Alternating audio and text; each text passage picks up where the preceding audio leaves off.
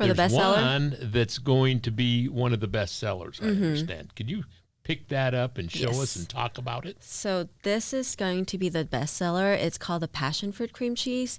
This is like the flavor that that I invented after the coconut donut was going really well. And then it just like stuck with everyone. Everyone just love it so much. I'm not sure what's going on with like Utah people and passion fruit, but they just love passion fruit so much. And it just like we won awards on this being like the best donut of Utah and The best donut of Utah, and I understand more than once. Yep, twice. How many? Twice. Yes, but it's because we only went there twice. We missed we didn't go there like 2 years because I was pregnant and then had a newborn and all this stuff. So this is a bake-off or something of that nature? It's a donut. It's called the Dough Show. So it's all donut store in Utah there and like competing. Yeah.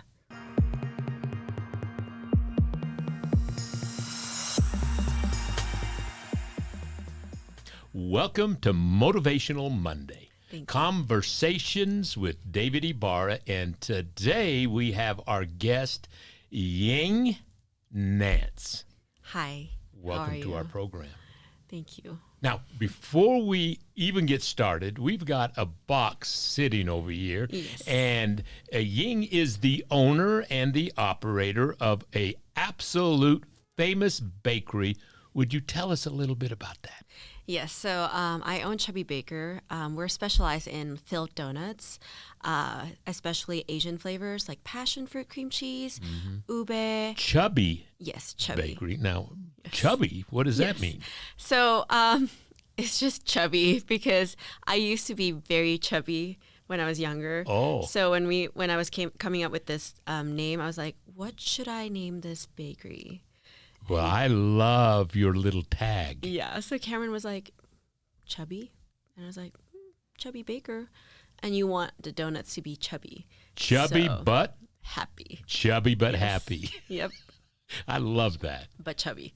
Tell us a little bit about it. So I was here in 2020 when COVID hit, and then I couldn't go back home. It was supposed to just be like a visit. And you were here from? Thailand. Thailand. Yes. Perfect. I was here just to visit Cameron, my husband, and was supposed to go back in like 2 months. But then after COVID hit, I stayed. And back then I didn't have a green card yet. So I was like, okay, what do? I can't get a job. I can't help contribute. So I thought, you know what? I'm a foodie. So I ordered a bunch of things, and then I tried a bunch of things, and I ordered this donut, and I was like, ooh, this is not like what I expected it to be. So I turned to my mother-in-law, back then just my boyfriend's mom, and I was like, I bet I can do better. And so you went to work with... Yes. Did you have a recipe? No. Or did you just invent it? I didn't have a recipe. I did not have any baking experience before. I've never done any baking at all in my life. And I just thought, and it was a crazy thought, I was like, I'm just going to do this thing, and I'm just going to do it better than that donut. So I started looking for recipes, watching YouTube, and started just going to the grocery stores and then grabbing stuff, and then just started making it. Until finally I feel like the dough is good enough to let people test it out. So I went to dinner with Cameron's friend, and we were like, you know what, we're not going to tell them that I made it. Otherwise it's going to be like, they're going to feel like obligated to. I love it. Yes, they're going to feel obligated to like give me complimentary. Right. So I just told them, hey, you know what, I just got this off like at Chinatown. So why don't we just try it out together? And it was a coconut donut. That was like our OG donut. And they tried it out, and they were like, holy cow, this is good. Where in Chinatown did you get it from? Like, what's the address? And now, you were living in... I was in Utah now. Oh, you were in Utah? Yeah, I'm in Utah now. Okay, great. And I was like, okay, now it's good. So I created a logo, and then I started reaching out to food influencers. And I was like, hey, I just made this donut. Do you want to try it out? Give me some feedback. If you like it, can you post about it? And then I set a time that I want to sell it from Cameron's mother's house. And it was like Monday, Wednesday, Friday. These are the 3 days that I'm going to sell. And that's when I started selling. So you went to an influencer, they put it on, and how many responses did you get from the post? So we've got a lot of responses, and I don't know why, but like it was just like everyone was just so interested in this donut. So we've probably got like 20, 30 orders a day for like Monday, and then another 30 for like Wednesday. And then it just keeps going on. And then that's when I started creating like more flavors, and then started like being obsessed with like looking into recipes and seeing what's like how to make the dough better. Like what are other people doing? What are like, and wanting to go to other places to try donuts. Right. Yeah, so I get really obsessed. So you were doing this 3 days out of the week. What did it peak to as the number of orders that you had in any given day? I think it was like 50 order a day. That was like my max because of how small the kitchen is. I Right. can't do more than that. And So then you had more requests. we but have you more requests, stopped but at we stopped. 50. Yeah. And then that's when I talked to my dad, and I was like, you know what? I think we need to like take another step. And then he was like, okay, do you want to open a store? And I was like, yes. So there's a time when I was driving and delivering donuts to a customer, and then I was on the way home. I saw this store in close to Liberty Park, and I was like, it says for lease. And I was like, this is it. This is my store. This is was what the- I want. Yeah. So I The called. universe, Yep. you thought, in the universe delivered. Yep. And I called my realtor, and I was like, can I go see the place tomorrow? And then she got me in, and after that it was like So the address is 9th and 3rd 3rd East and 9th East, South. right. Yes. Yep. That's the Well, one. we're going to talk about your story, but I can't resist. Let's talk about what's inside this box. Okay. I want you to tell me a little bit. Go ahead and you open it up and tell me. I asked For the there's bestseller? one that's going to be one of the best sellers, I understand. Could you pick that up and show us Yes. and talk about it? So this is going to be the bestseller. It's called the passion fruit cream cheese. This is like the flavor that that I invented after the coconut donut was going really well, and then it just like stuck with everyone. Everyone just love it so much. I'm not sure what's going on with like Utah people and passion fruit, but they just love passion fruit so much, and it just like we won awards on this being like the best donut of Utah, and The it's best donut of Utah, and I understand more than once. Yep, twice. How many? Twice. Yes, but it's Wow. because we only went there twice. We missed we didn't go there like 2 years because I was pregnant and then had a newborn and all this stuff. So So this is a bake-off or something of it's that nature? it's a donut. It's called the Dough Show. So it's all donut store in Utah there and like competing. Yeah, and then there's a judge and Let me hold that one while you pick up the other one. okay. The other one. This one is the ube donut. It is purple yam. Have you tried purple yam before? I sure haven't, but I It's think like- I'm gonna. Yeah, it's a little bit like taro, but it's not. It's very like vanilla-ish. Sometimes people say it's like kind of like pistachio, but it's not. It's really hard to tell you like the flavor. You just have to try it yourself, but it is really good. Well, put that one back and tell me about this baby right Okay. here, because that looks like it's smiling. At me. Yes. So this one, I've created this one in 2022 after we've been open for a little bit. I felt like I saw this on like a Japanese account, and I was like, "Oh, this looks so good! It's like an ice cream." So Oh. I created like a vanilla cream inside, and this one has to be refrigerated. So every time you eat it, you feel like you're eating like an ice cream donut with like fresh strawberry sauce. Well, I tell you what, I think that it's time to have Yes, a a donut. taste Yes. test. So, passion fruit. Yes, passion fruit cream cheese. Well, I even bring my. Okay, here we go.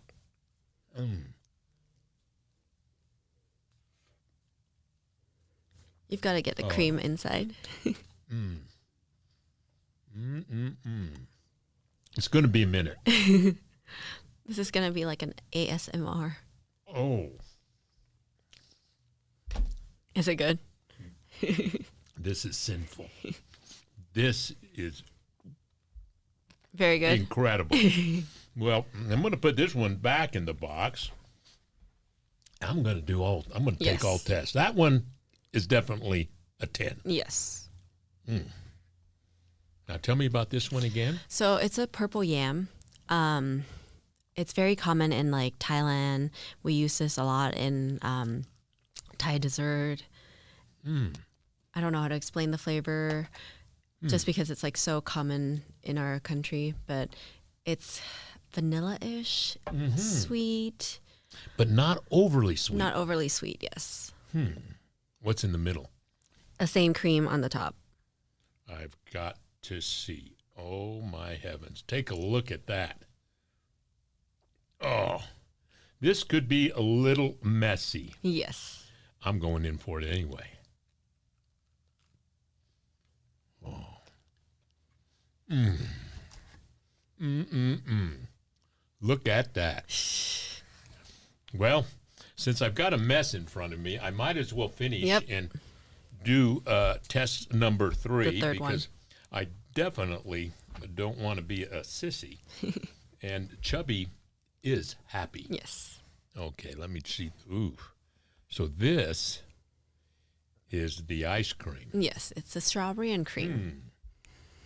Well, Nick is our producer and director on the other side of that camera. You've got some treats here you can finish off. Oh, this one's messy. Oh, no way.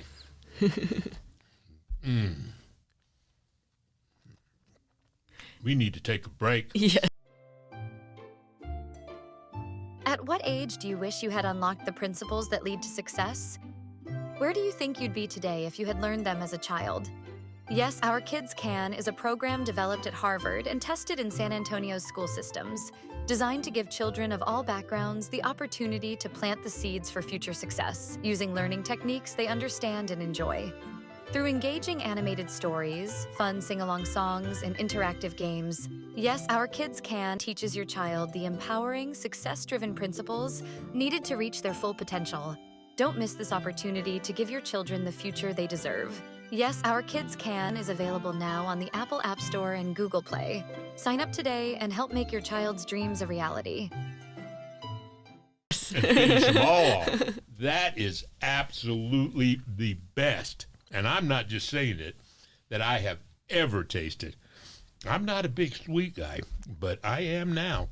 Once a month, when I decide to really break out, I'm going to be down at 9th and 3rd East and 3rd 9th East. South. Yes. Wow. Let's put the lid back on, though, so I don't get weak. Finish it. That is incredible. Thank you. I know a little bit about dough. I used to own a pizza. I bought a pizza parlor, and I didn't like their dough. You didn't? So I spent 2 days messing with the recipe, and cooked and cooked and cooked, writing everything down until I had the perfect dough.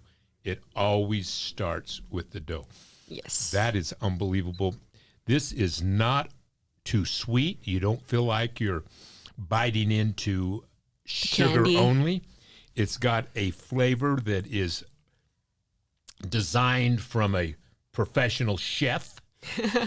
And when it hits your palate, it just does all this funny dance Yes. in my mouth, and it was fabulous. Well, I want to talk to you now a little bit about business. Okay. Tell me about how it was to get started and to go through the process of actually starting a small business. What went through your mind? What were the obstacles that you went through in starting this business? I think a lot of it is the build out that was like my biggest obstacle, because as a woman I have no idea about like lighting, electrical, plumbing, or nothing at all. And we've met with like bad contractors a lot and multiple times with all of our 3 stores. And okay, you just said something we need to know about. We were talking about 9th and 3rd yes. East. You said 3 stores. Yes, we have 3 stores. We have one in Salt Lake, we have one in Sandy, and then we have one in Orem. Perfect. Yes. And along like all those three stores, I've always have trouble with contractors. So that is my biggest like problem starting the business or even like trying to grow the business. It's like my worst fear of in the future if I want to grow to another store.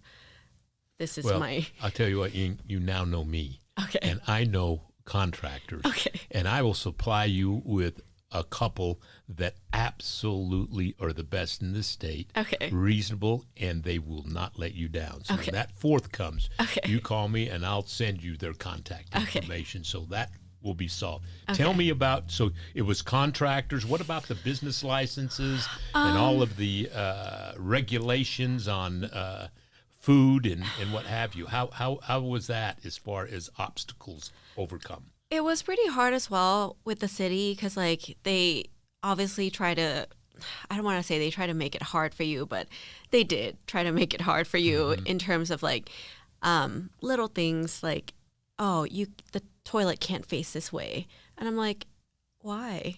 Like, what's wrong with that? And all the little things. And sometimes they wanted to get you like a big grease trap while you're not throwing any oil down the drain. Right. You're only frying like so little. But overall, like I try to understand that it's just their job that they're doing it. And the interesting trying to thing is oftentimes is they don't tell you before you start.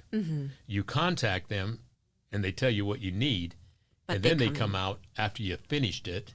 and it's a different story. And it's different. You know, not all folks are that way in the a building in each city. Some of them really get what small business means and really want to make you, feel invited. And others are Not really. or I'm in charge and you have to go through me. It's a sad scenario, but you made it through and you have 3. Yeah.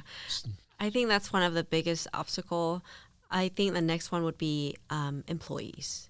Hiring employees, hiring good employees, and then keeping employees would be like our next obstacle. But I'm really like lucky that I found my manager since day one, and she's still with me until today, and she's been great. And now we have like managers for each store, and I would say that even though we've had like some not great employees in the past, but with all these managers, like it makes my life a lot easier now. Well, you want to be the visionary, and then you've got to have your integrators that can take the theme that you develop and make it real in every guest interaction. I think your associates and team members that you choose is vital. It takes 2 things that we, as you know, are in the performance improvement business, and we teach the business owners that we have that it is not just the capital. The capital is 50% of the equation, but the talent is the other 50%. And when you get the capital right and the talent right, you cannot be denied success. Miss one, and it's going to be very, very rocky for sure. Yeah. I always tell them, I was like, I want to take good care of you guys. I just need you to take good care of me too. That's right. Yeah. That's exactly right. Well, I tell you what, people are looking for leaders that are purpose-driven and have a pleasing personality. Leadership, also great leadership, isn't common. So when you have that, you will find, and I'm sure you do, that you'll have people that want to join you because they want to work and be a part of something that matters. Yeah. And this is a fun project. Went to your store this morning and looked around, and wow, it's got a real good feel. I want to now flip back and tell me about you, the person. Okay. Where you're from, where you were born, what did you go to school, and what schools you went to, rather, and tell me a little bit about you. Okay. So I'm originally from Thailand. I was born and raised in Bangkok, Thailand. I go to, it's called Ruamridi International School. It's an American school. And I've never thought in my life that I would be living in America. But because of my husband, I met him in 2015 at the temple. And what temple was that? it's called Rai Chön Tawan. It's like a meditation center where he was teaching this monk Thai. He's teaching this monk English. Oh, I see. And so my mom dragged me there on like a Buddhist event. Mm-hmm. And I met him, and the monk introduced him to like me, and I was like, "Oh, your Thai is so good." And he's like, "Oh, your English is so good." And I was like, "Yeah, like, do you think Thai people ride on elephants or like, and we don't speak English?" Anyway, so that caught his attention, and then fast forward, we started dating, and then I moved here. Now, what was he doing in Thailand? So he was, back then he was just teaching that monk Thai, but right now he also has a factory in Thailand that produces his suit for his suit company. Right. And the name of his suit company? Bespoke Custom Clothing. Mm-hmm. But in Salt Lake, I think it's now called H.M. Cole. And to, just as a little tidbit, your husband happens to be the clothier that I go to that Yes. makes my custom suits. Yes. And they are excellent, if I may say so myself. Yes. He makes the best suit. What was he doing? How did he end up in Thailand? Didn't he, I think, if I'm not mistaken, he attended an LDS mission. Yes, he was a missionary, I think like 10, 15 years ago. Mm-hmm. And then that's how he was able to speak Thai. Right. And it was so funny because if we look back right now, during the time he was a missionary in Thailand, he lived really close to my high school in Thailand, but we just never like met. Of course. Yeah. Yeah. But yeah. So then he went back to work? Yes, he went back to, I think he said that all of his friends were getting married. Mm-hmm. He's the only single person. And then this opportunity came for him to go and teach the monk in Thailand.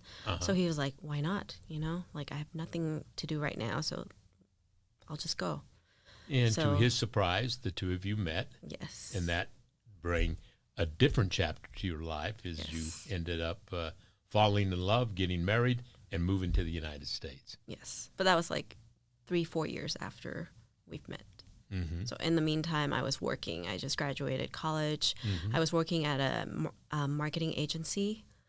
And I was also like a lifestyle influencer. I do YouTube channels as well.